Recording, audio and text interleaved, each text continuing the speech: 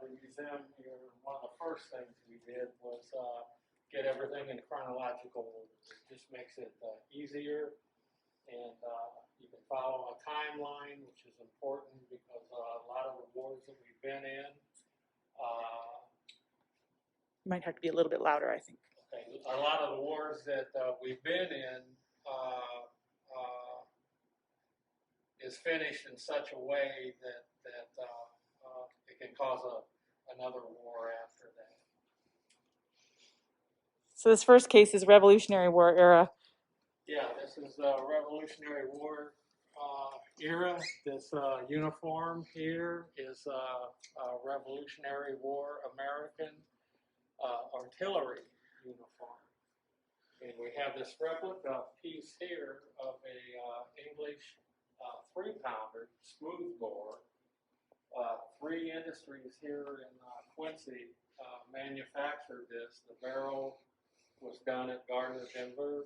The carriage at Nappi, and the wheels were made at Electric Wheels. So there was 3 which is now major Titan. corporations that built this.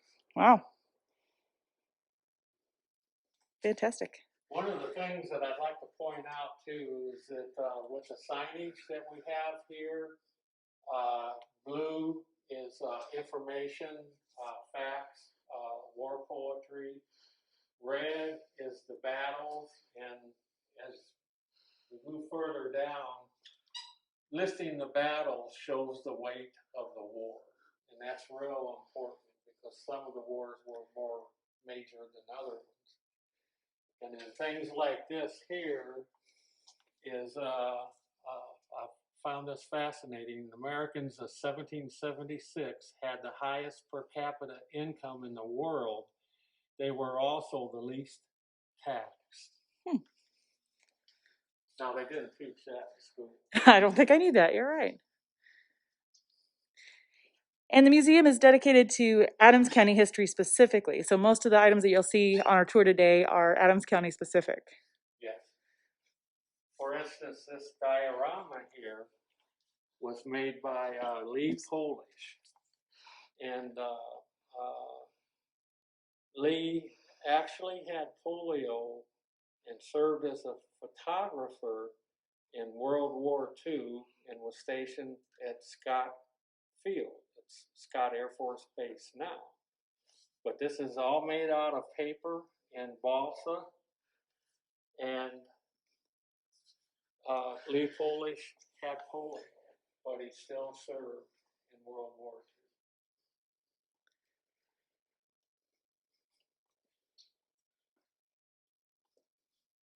The value of prints, too, is we use a lot of the art prints to tell the story of that particular war.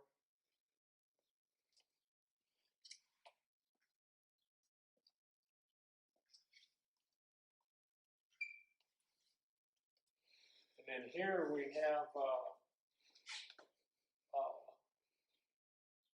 Uniform histories? yeah, the uniform histories, and you can go all the way back to the Revolutionary War. Here's a uniform that we've seen earlier.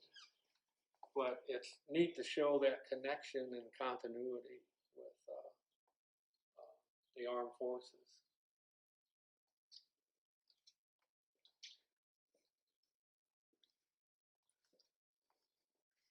This is where the weight of the wars is really prominent here. We actually have 2 wars.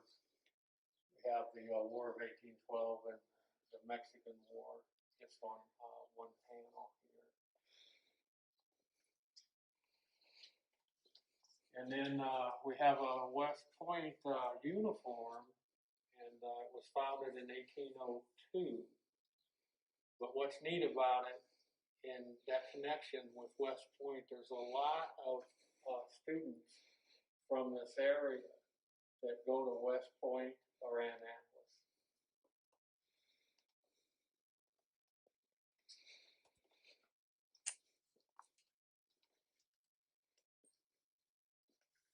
Now again, we're in the Civil War section, and it's a longer section.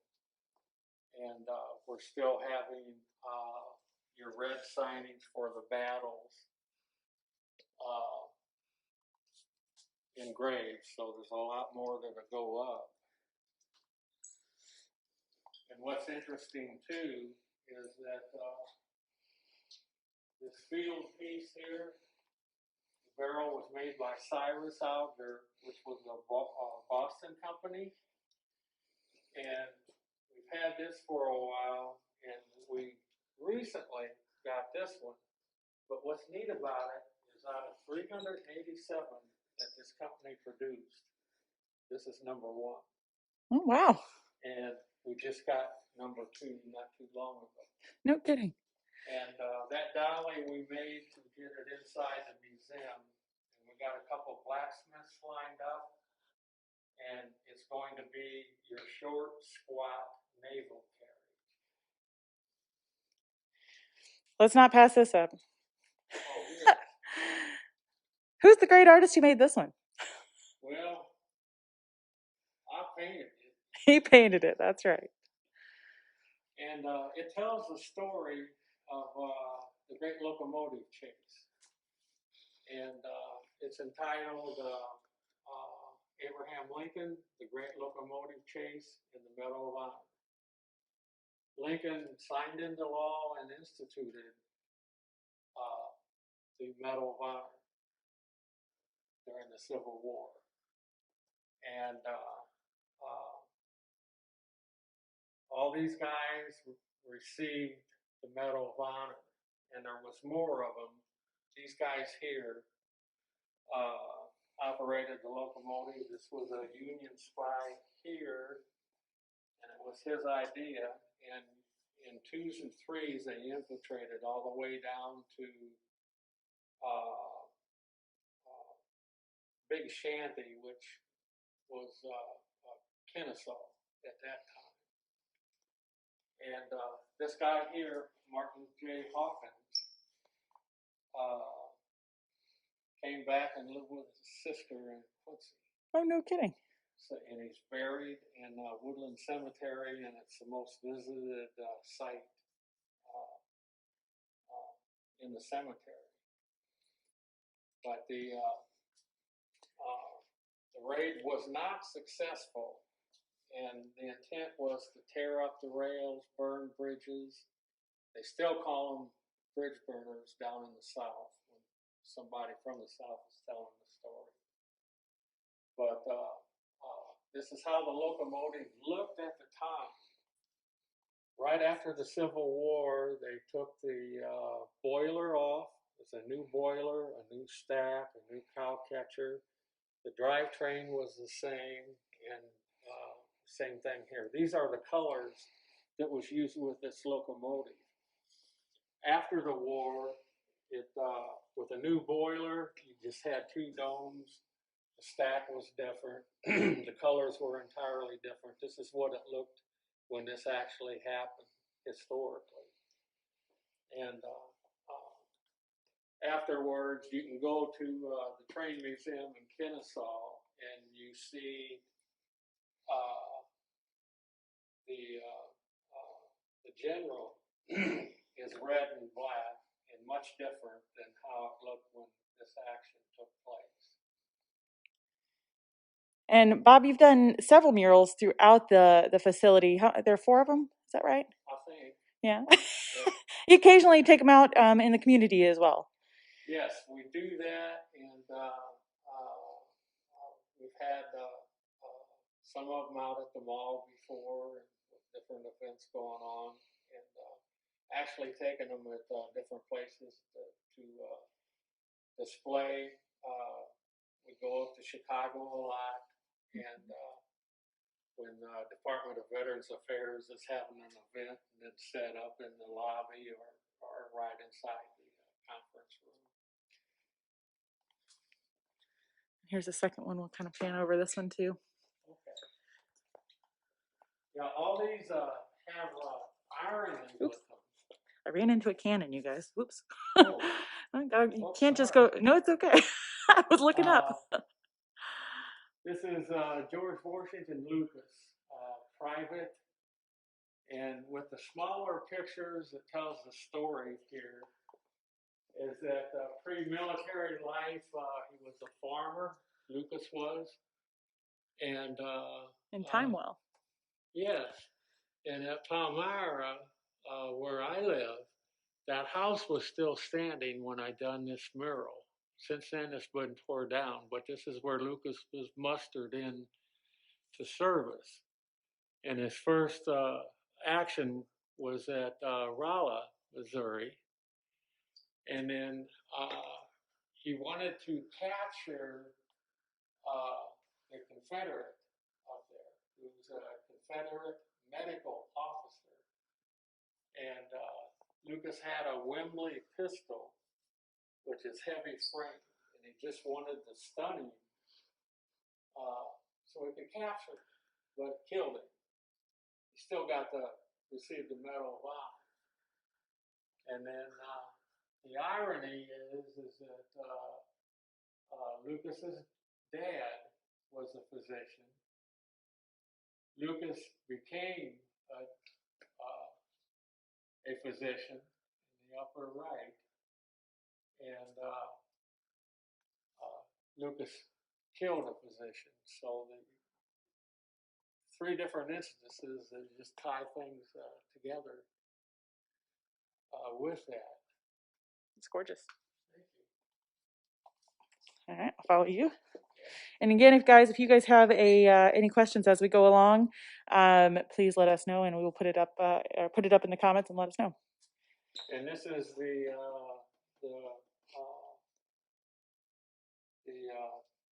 draft or original drawing, and I've gotten it to this point and got to go ahead and start painting. But anyway, and then we have Civil War documents here, actual.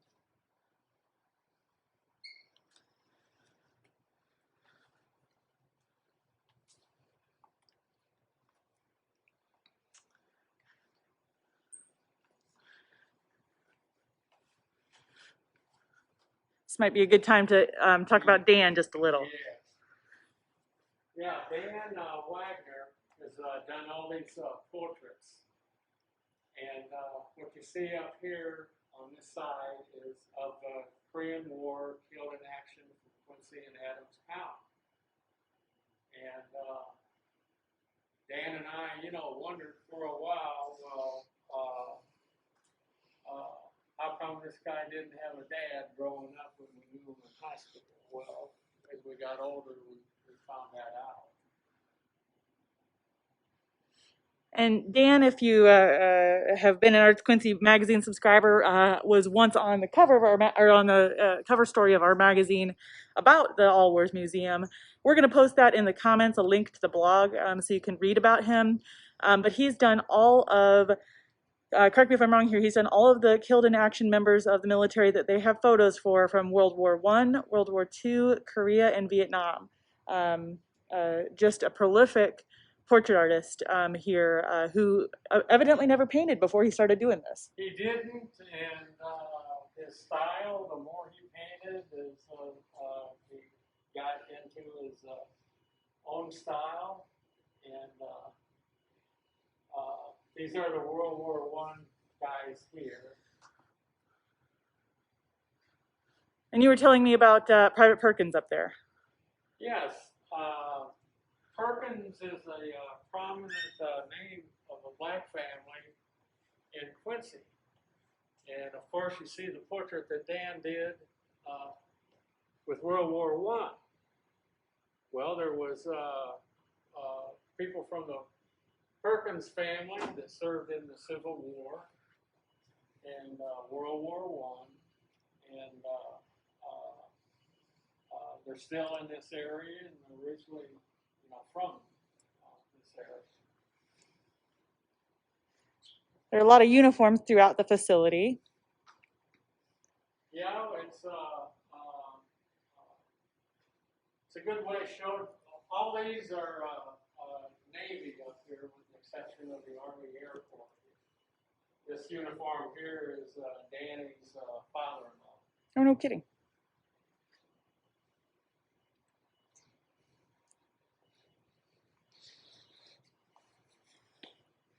That's one of the leaves. Like everywhere in Quincy, we're getting a little bit of water. Yeah, it got pretty wet in here in spots. Talk a little about the connection to music and arts in the military. So we've seen a couple of different horns that as we've gone through here, and of course art is seen throughout all of the uniforms and individual units, insignia and things like that. Can you talk a little about what arts mean to the military? With the military, it kind of serves as a catalyst for artwork, and especially guys that were at a certain area at certain battles and stuff like that. But art is used throughout the military with the crest, unit crest, and stuff, and you can see it with the number of prints and the original art that is in here, and it just adds another dimension to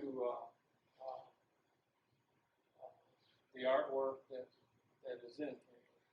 And of course, some of each of the services has their own band and has bands at individual bases and things like that. You may be aware that during coronavirus for Memorial Day, people performed taps across the nation, and some Quincy concert band members performed taps at the National Cemetery here as part of Taps Across the Nation. So music and military go hand in hand as well. That's neat. Yeah. That's really neat.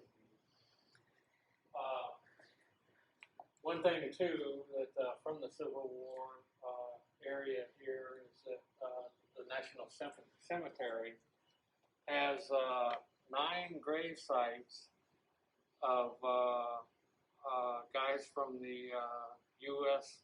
or 29th U.S. Infantry, and 9 of these guys are buried out at the National Cemetery. It's colored infantry.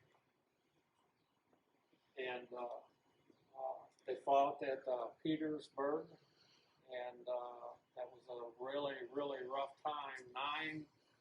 Nine regiments came out of a covered way, and all these regiments were black, and then the cover came out of the covered way, and then went this way, and then this way, and one after the other, 9 of them. This is also where the crater took place, with that tunneling under the Confederate lines. So a lot of these guys got trapped.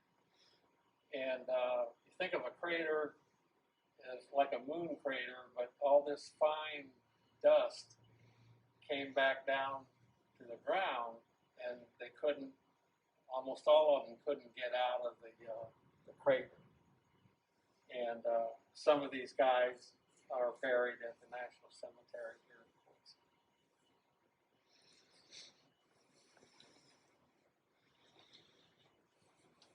This is a good example of artwork with the crest. Mm-hmm. And there's a lot of pride that comes with the guys that were in various units. A lot of great artwork.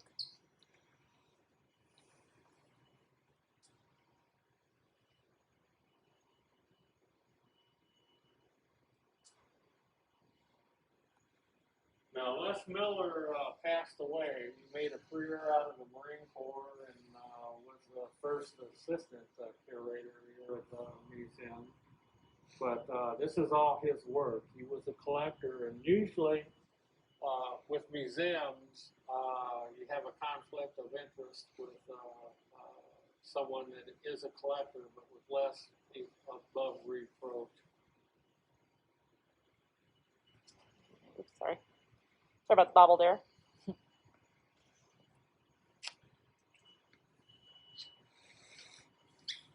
this is what I do all the time. Straight down the pictures. Yeah.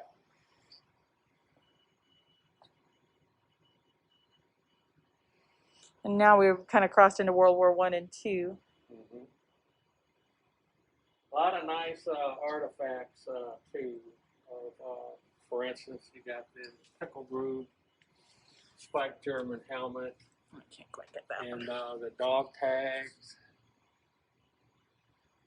and then that belt in the forefront there. That's called a hate belt. There were soldiers on different sides, collected these buttons off of bodies.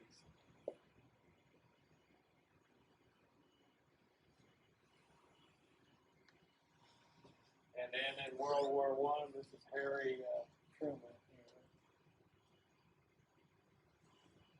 here.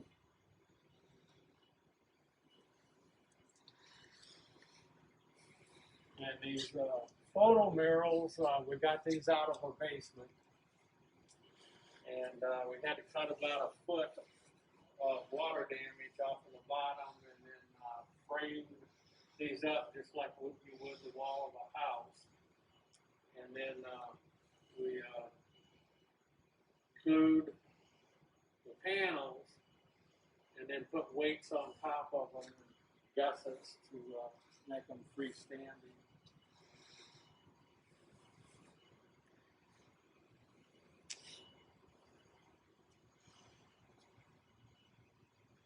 Yeah, trying to get a little less glare there.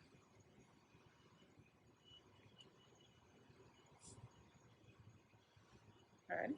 Here's an example of trench art here. Oh yeah. We can't figure out how whoever did that got that fluted. So explain trench art for those who are not familiar with that term. It's artifacts like that was an artillery shell, and also there's some more examples here too. I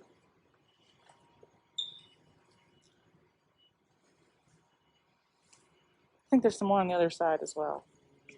We'll get to those in just a minute. So you've taken the artillery shell and fashioned it into something else, and you see this a lot. Vietnam era is probably most famous for it. World War II also, but this is what is this case? This is a World War I case. So this is a brass shell made into a fluted vase that says the conflict 1918 war. Pretty neat.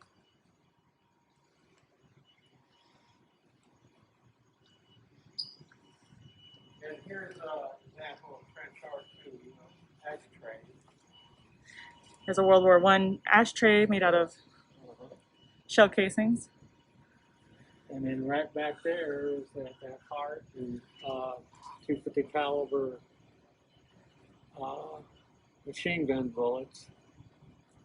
And trench art was also known, as partially to pass time in the time that they downtime. Well known. And let's talk about the caisson here. Yeah, the caisson, military tradition evolved into today. Every veteran gets presented a flag, and with your dignitaries and stuff like that, they use caissons when presidents die and stuff like that.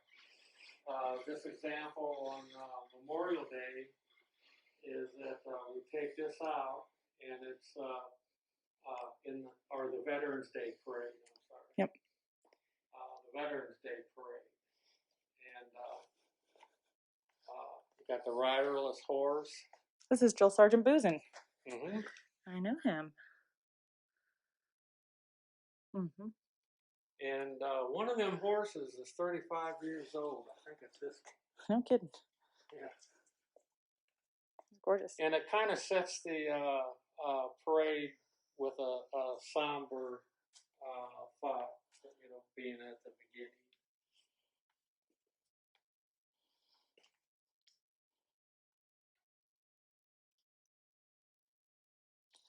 And then the faces you're seeing behind us are part of the World War II killed in action in Adams County. There are 5 panels of folks.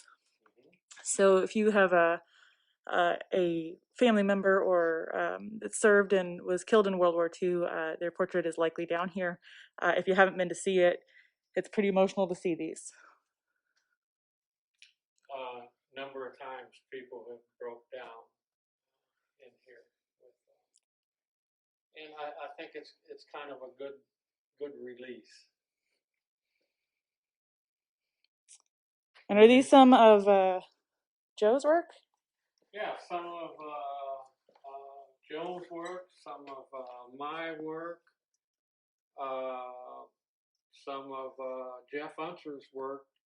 Jeff has passed away. Example of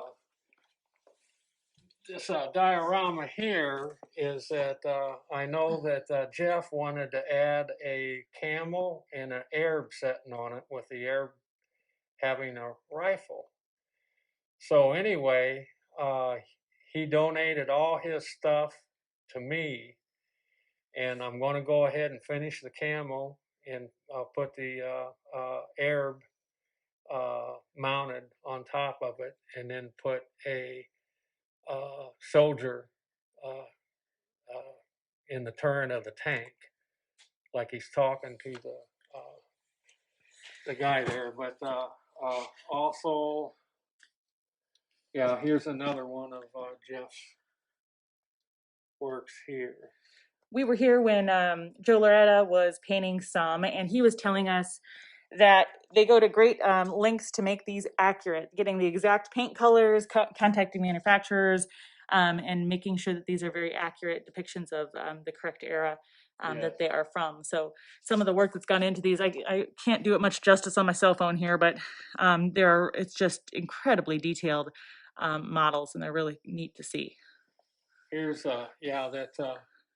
this is one of Joe's dioramas here, and this is where he's placed in competition. And then the dioramas right up here, even though they're small, they are really detailed. And even the guy that's holding the shell that's going to be loaded up, he's got his head back where he's looking to see where the explosion hits. Yeah, these are all hand painted, really, really neat pieces. This one here too is exceptional. So camouflage uniforms.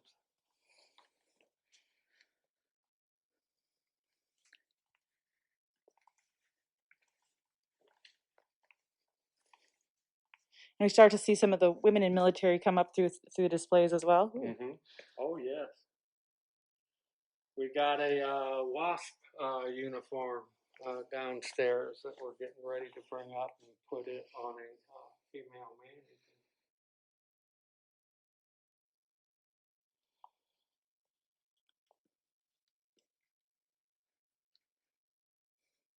Maybe talk about the row of flags I'm seeing overhead here. All of these? Mm-hmm. Yeah, it's different nationalities. Of course, American flag, the British flag, and then you have the Nazi flag here. Have a French flag, another Japanese flag, Soviet flag, flag from Brazil. Same way over in here. Kind of a big Belgium. collection. Flags, and we found that you can't have too many flags because it just dresses the place up and helps identify the participants.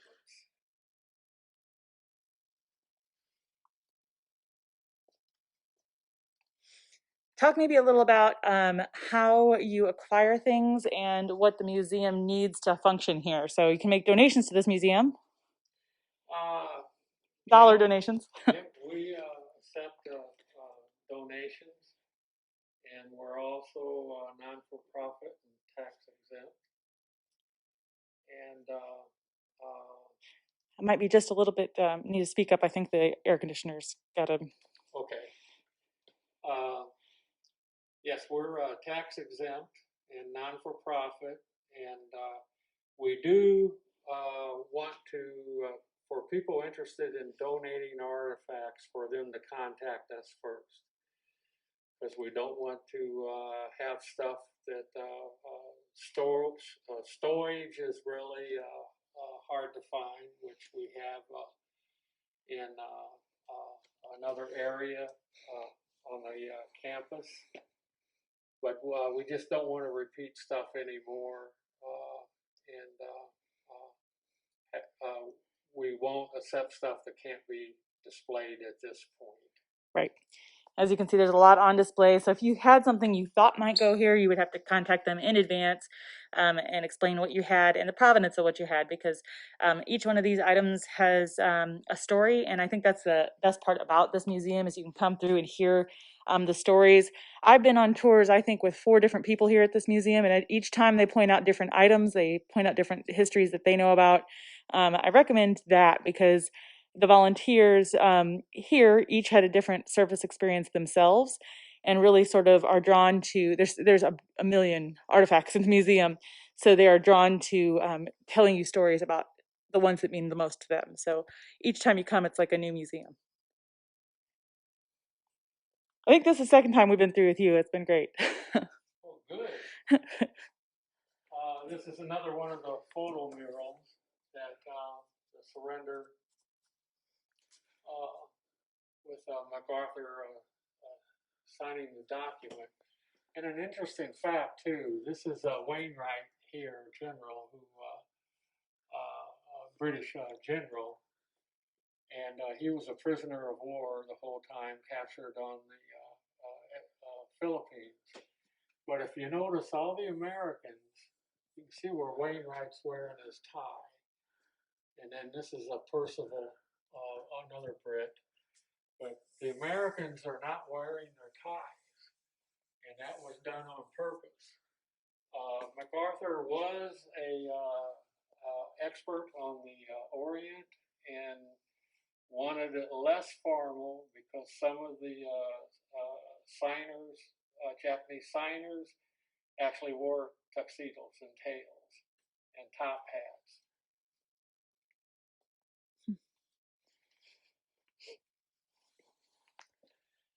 Now these here, Salvador Sanchez made almost all of these, and he is very, very talented with military miniatures. You have just about every Spitfire, British Spitfire that was made in here, but he's a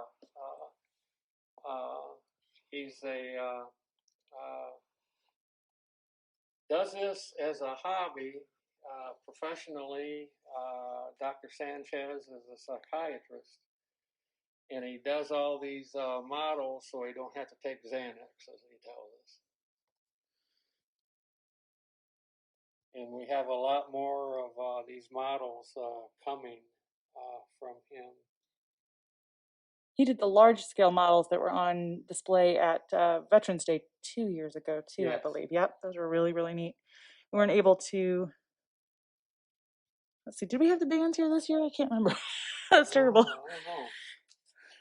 don't know. But his work is just outstanding. And then I also like doing planes. And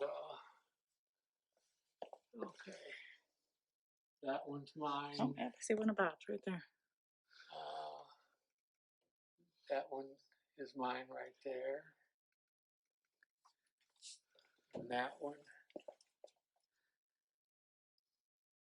And the rest are Sal's. Very neat.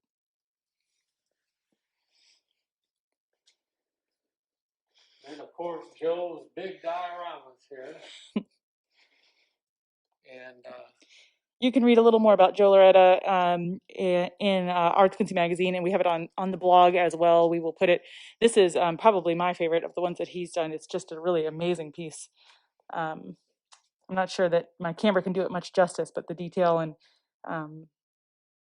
uh, yeah, emotion of this one is really a lot. he's done an outstanding job. I don't remember which one it was. I think it might have been this one, or it might have been this one. He builds these dioramas on his wife's island in the kitchen. Oh dear. And he built one time that was in a separate room where he has all his tools and stuff like that. And he called me up to help him move it. And we couldn't get it out the window or through the door. And we had to take the window out. You got to take a window out. Yeah, to get the diorama out. I go, Joe, did you paint your system before you started? No. Air conditioning is going to kick on again for us, so we'll try to speak up. This one is this a World War II scene? It is. Mm-hmm. Okay, I'm gonna come through around here. And what's neat about these, they're 360 degrees. I mean, they walk around and you see the entire interiors and everything. You can see the soldier in the window there. And the detail's just amazing. Now it's amazing that Joe Sister Pig Man, that he can do this detail work. And when he was driving the truck, he's running the shop with goalies now, but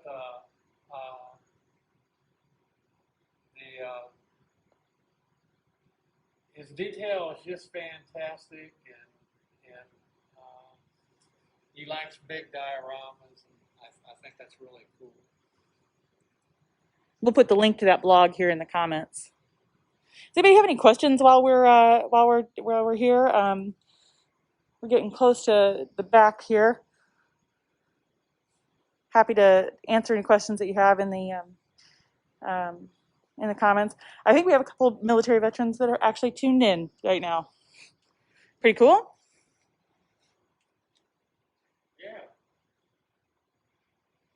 And right now the museum is not, we mentioned this at the beginning, but the museum is not open for tours just due to the COVID and not bringing folks onto the campus of the Illinois Veterans Home. We sure appreciate today that they let us come. But when tours resume, we will definitely let folks know because this is certainly a treasure. And it's all volunteer staffed except for yourself. Is that true? That's right. With the exception of. Right. But you got to have a curator, so I wouldn't know where to begin. Nice collection of medals and ribbons here. Les Miller took care of these. Oh, wow. And we got to get a couple more to be current, but let's put all this together, including unit patches. There's a little glare there. I know it's a little hard to see, guys.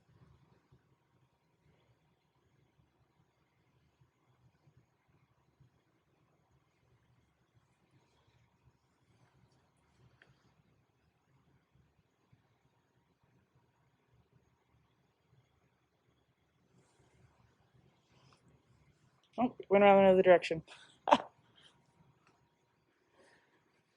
And you can see, I think from this angle, you can see all 5 panels. Those are front and back of the World War II KIAs from Adams County.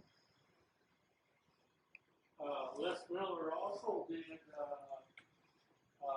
there was, I think, 6 or 7 guys involved with this. These are all the military insignia, every division. That it's got all your corps and the 10th Mountain Division, 9th Infantry Division, so on. This particular patch here for the 45th Infantry Division, old. They had to change that in World War II to that.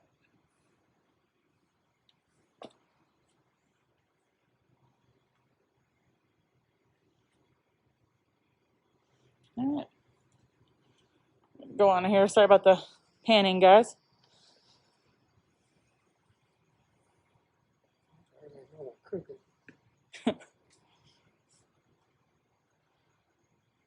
I'm guessing straightening frames never ends here. Oh, it doesn't.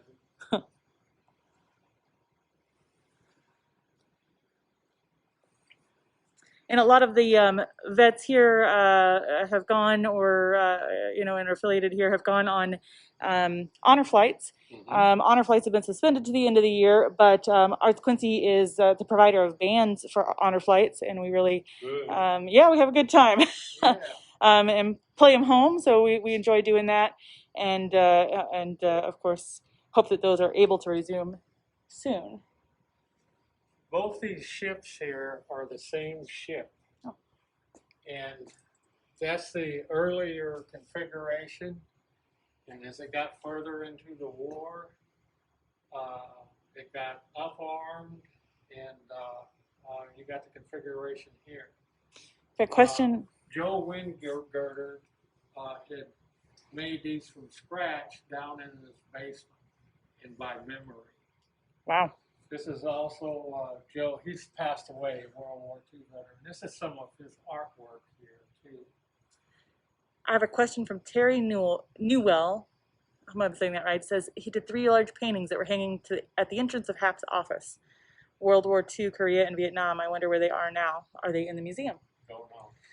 We don't know. Terry, I might send that out to Mr. Gunnenbacher here and see if we can find that answer for you.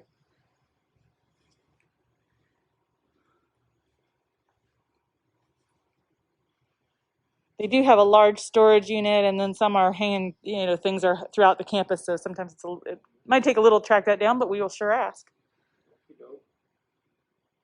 We have one of Hermann Göring's swords here. He was a collector and the head of the Luftwaffe, the German Air Force during World War II. And this is the family crest here, and you can see it right there. And this particular sword was made by Paul Mueller, who was sword and dagger expert and did a lot of work for the hierarchy of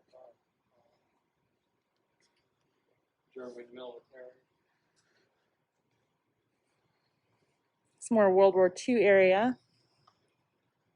Yeah, these ships here, they come in a pigeonhole suitcase, and they were used to teach new sailors the different classes of ships. Oh. And we decided to put them on display here instead of having them in the pigeonhole gray box.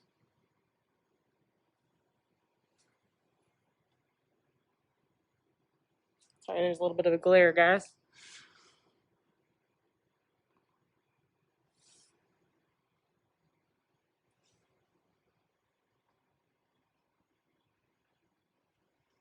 And this is a ship's destroyer's clock, and we're going to go ahead and then take that to a clock repair guy, and then we'll keep it wound up.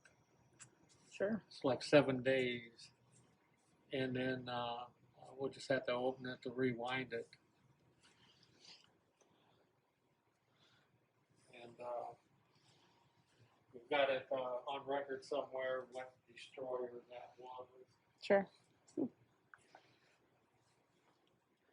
This is the USS Quincy. The USS Quincy. Now, I didn't know there was a USS Quincy. Massachusetts, Oh, Quincy, Mass. Yeah. Well, that's all right.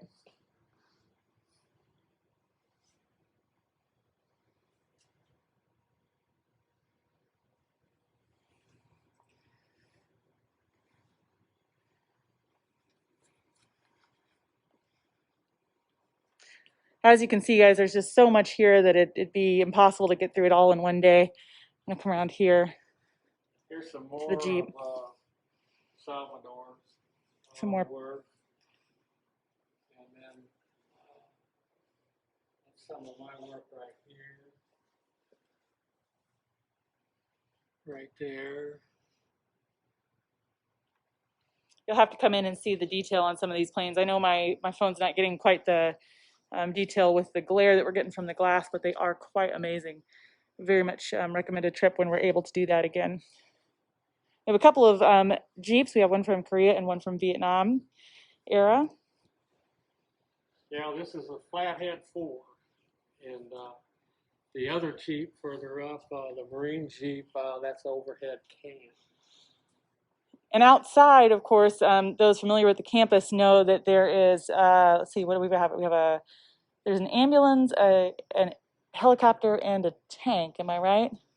You've got the M60 tank that is out there that has just been refurbished, with the exception of the insignia. We hired a contractor to go ahead and take care of the M60 tank, and the M5 Stewart that is over in Towards the Deer Park. area by the Somerville and Andersonville. Yeah. Yeah, we got the M60 tank, the M5 Stewart. The helicopter. Yeah, and we're going to put out bids to have the helicopter redone, the 155 millimeter at the front gate, and the ambulance.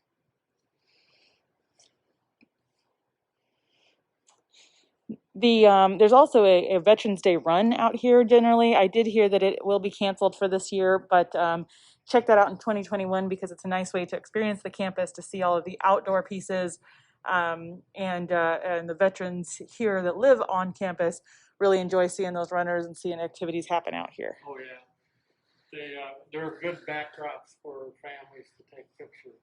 That too. And now we're into Vietnam era.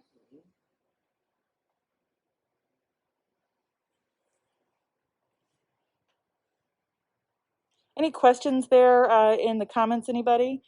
Do you throw them out for us? Well, there's a neat patch. It's like a, Oh yeah. I would hazard a guess. It looks like maybe a crazy monkey. Flying, maybe, I don't know. Flying monkey. A flying monkey. That's what it looks like to me. Yeah, I think so. Like we said, the artwork runs through everything. These enormous dioramas and really amazing work. This is again a Vietnam era diorama. This is Joe's work here too. This one looks like the one that might have been too big to get out, had to take out a window. Yeah. This one's pretty huge. This is neat. Oh, I remember him showing me this one. So this one has the underground section. Each of the underground rooms in that tunnel system were functional for different things. And what's neat too is that inside this hooch, there's that ladder that comes down, one way of entering it, and then also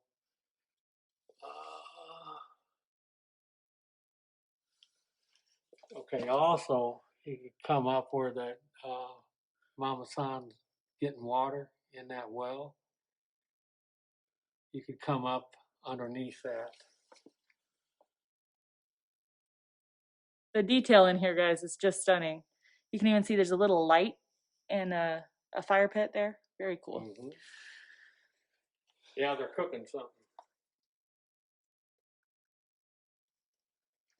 And this is, oh gosh, I would say 8 feet across. It's very amazingly huge.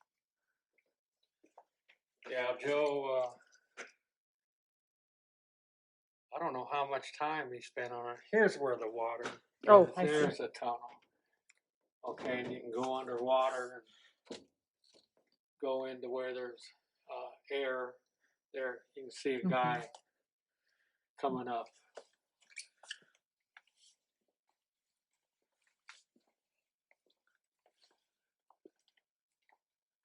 And again, we'll put the link to that blog with Joe and Danny in the comments. Yeah.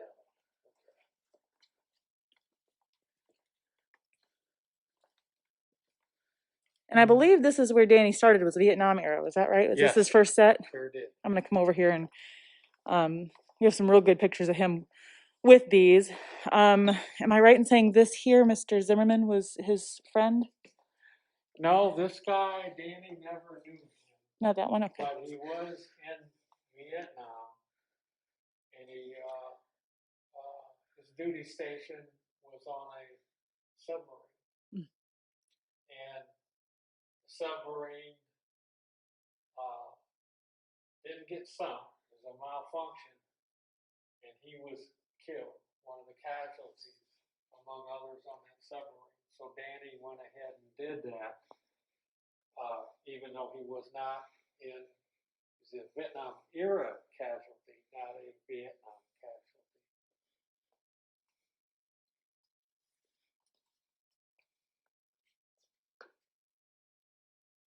And then we got another one here that Danny did,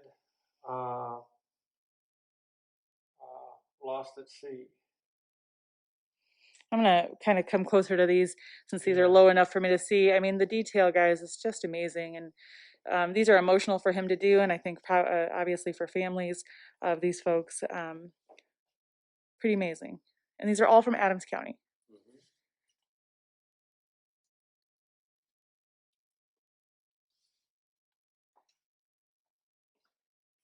And as Dan tells it, he never touched a paintbrush before this.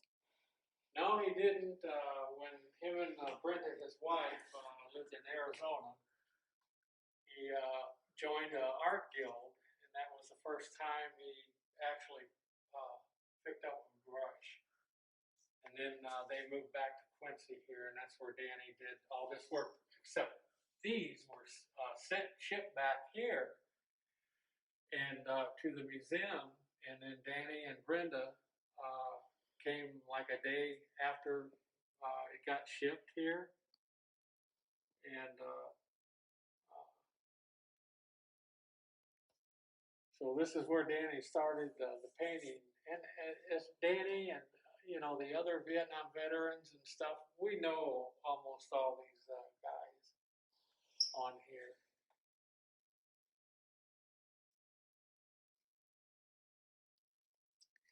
Like Whitfield, we remember him going to high school. He drove a Mercedes Gullwing, red. No, he probably didn't have to go to Vietnam. Yeah. And I think again that's something about touring this museum that's really amazing, because veterans staff the museum, and again they know that some of these folks, or they know the stories of these items, and it really puts some context and some faces to all of the conflicts the U.S. has been in over the years. So highly recommend a trip when they reopen. Anything else you want to say before we sign off for the day?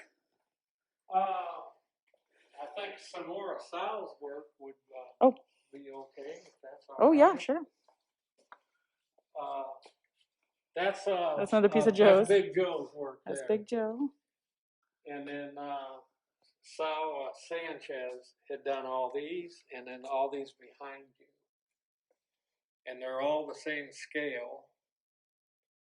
Oh, that's neat. So you got the exact size by comparison.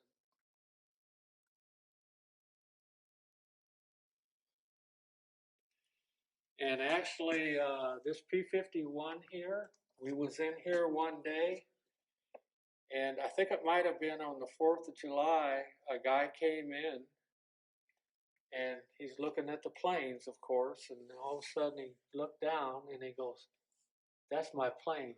I was a pilot on this plane." Wow. So we listened to him. I mean, he had stories to tell that was really neat. And that's something else, too, is the stories is almost like a verbal history that comes out of people, and actually the staff participates in them and stuff. And it's I'll put it this way: we get way more out of this than what we put into it. Jeff Dorsey asks, do they still allow the Vietnam vets to sign a map of Vietnam? I think we actually passed that, didn't we? Yes, that's right up there. That's the 4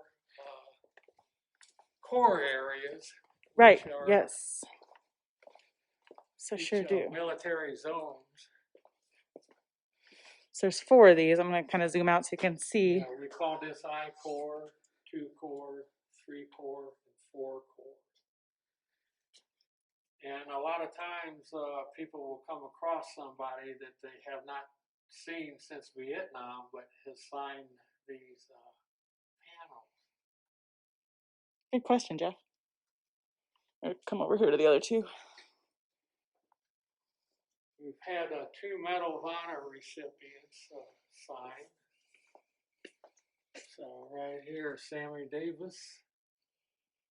And where's the other? It's right here behind the flag. Harold Fritz. Hal Fritz, yeah. Harold Howe. I got to touch that one up. Good question, Jeff. Sammy, met him at a reunion down at Jeff Barracks, and what Sammy did to receive the Medal of Honor is he's with an artillery unit, and he's on one side of the river, and there's a patrol coming in that shot up pretty bad. He would fire his artillery piece, jump into the Tan True River, swim across, get one of the wounded guys, bring him back, and then he would fire his artillery piece again at the bad guys, and then he would swim across, and he did that 6 times, brought back 6 wounded guys. He was wounded himself 38 times. Wow. One of the most humble people I have ever met in my life. And we was down there with some other guys, and we just hung out with Sammy and sat on top of a horseshoe-shaped area on a hill, and they had bagpipers and Scottish people that came from Australia to this particular reunion. Well, folks, I think, and then I kind of didn't stop here, but these are more recent conflicts. I see Desert Shield, Desert Storm, Operation, I believe this is our Enduring Freedom. Yeah. Just so much to see here. So we will keep you guys updated on Arts Quincy as this museum reopens. We do look forward to that. Again, it does accept donations. So if you are so moved, we will put a link to how to donate and help support the operations and upkeep. As you can imagine, with a collection this large, that takes dollars, and they sure appreciate it. This is one of Arts Quincy's oldest members. So this is, since it's opened, been an Arts Quincy member, and we appreciate all the service that is. It's an amazing amount of service that's represented in this museum, and the folks that keep it going. So, our heartfelt thanks to all of those who have served, and highly recommend a visit. And appreciate you, Bob, and thank you so much for the tour. And we'll be back again someday soon. Well, we appreciate what you guys do. Awesome. Thank you so much. This will be archived, guys, on our new YouTube page, so you can go through it anytime you like. And again, we'll keep you updated in the future. Thanks for tuning in today to our Arts Quincy virtual tour.